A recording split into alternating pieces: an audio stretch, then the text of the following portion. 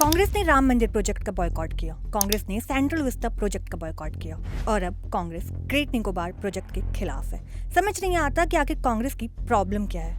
हाय दोस्तों, आपने शायद सुना होगा कि हाल ही में सोनिया गांधी ने ग्रेट निकोबार प्रोजेक्ट के खिलाफ एक आर्टिकल लिखा।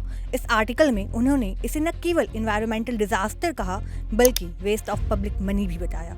लेकिन दोस्तों, सच्चाई इससे बिल्कुल अलग है। सच यह है कि एनजीटी यानी नेशनल ग्रीन ट्रिब्यूनल और हाई पावर्ड कमेटी ने 2023 में इस प्रोजेक्ट की पूरी रिव्यू की थी और साफ कहा था कि इस प्रोजेक्ट में किसी भी इन्वायरमेंटल लॉ का वायलेशन नहीं हुआ है।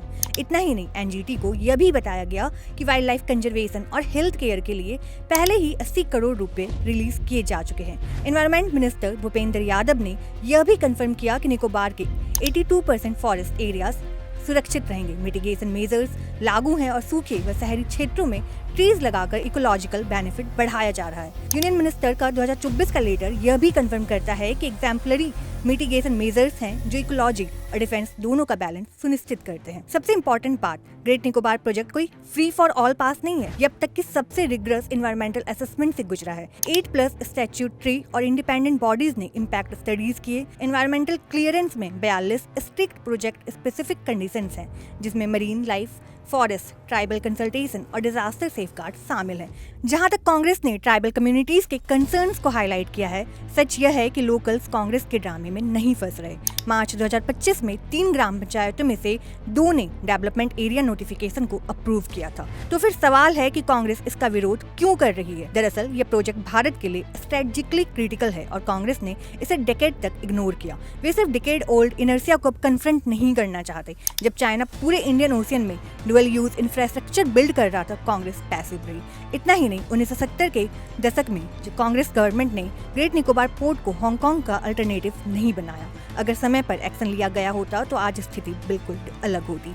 आज ग्रेट निकोबार प्रोजेक्ट कांग्रेस की डिकेड ओल्ड नेग्लेक्ट को रेक्टिफाई कर रहा है। अब सवाल उठता है कि इम्पोर्टेंट क्यों है। तो निकोबार के पास का 6 डिग्री चैनल विश्व के ऑयल ट्रेड का लगभग 1/3 हिस्सा कैरी करता है। सिंगापुर की वेल्थ उसी के कंट्रोल की वजह से है। तो इंडिया अपनी जियोग्राफिक एडवांटेज क्यों न यूज करे।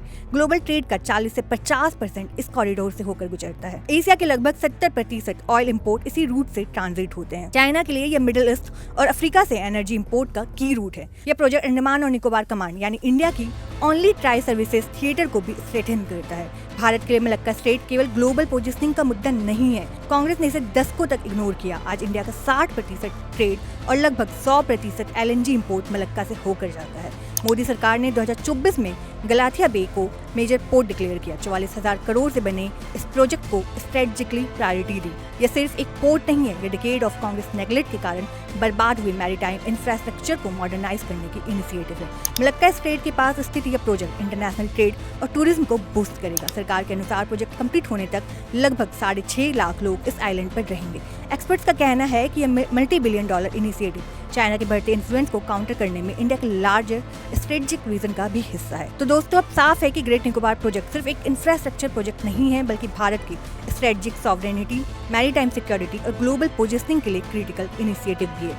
कांग्रेस डेकेड तक इसे इग्नोर करती रही और आज बस पॉलिटिक्स के लिए इसका विरोध कर रही है। लेकिन सच्चाई यही है कि यह प्रोजेक्ट इंडिया के हित में, इकोलॉजी के संतुलन के साथ और लोकल्स के कंसेंट के साथ आगे बढ़ रहा है। असली सवाल यह है कि हम डेकेड ऑफ नेग्लेक्ट को दोहराएंगे या भारत की सुरक्षा, विकास और भविष्य के लिए आगे बढ़ेंगे।